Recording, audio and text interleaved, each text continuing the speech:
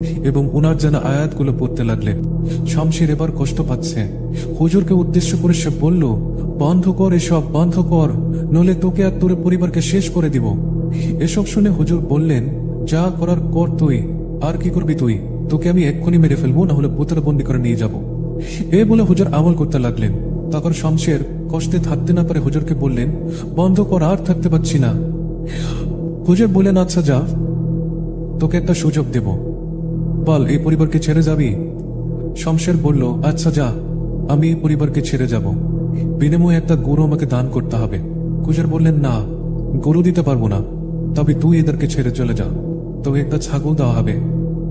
তখন সেই জিনটা অর্থাৎ শামশের সে নেগোসিয়েশনে রাজি হয়ে গেল এবং বলল, খুব কষ্ট লাগলো রে, খুব কষ্ট, যা মেনে নিলাম, আমাকে একটা ছাগল দিলে আমি এদেরকে ছেড়ে যাব, আর কখনোই এদের কাছে আসবো না।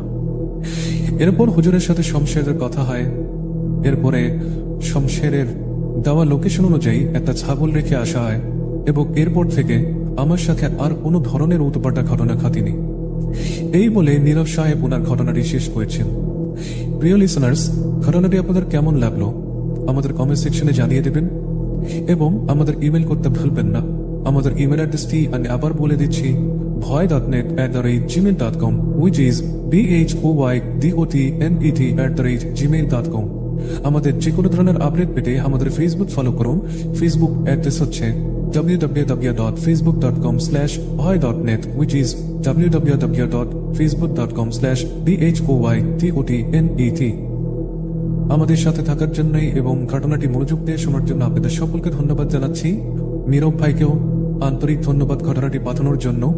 আমরা আপনাদের ঘটনার অপেক্ষায় থাকব। আশা করি সকলে ভালো থাকবেন, সুস্থ থাকবেন এবং আমাদের সাথেই থাকবেন। আজ আমি বিদায় নিচ্ছি আরজেরিন আপনাদের কাছ থেকে। আসসালামু আলাইকুম।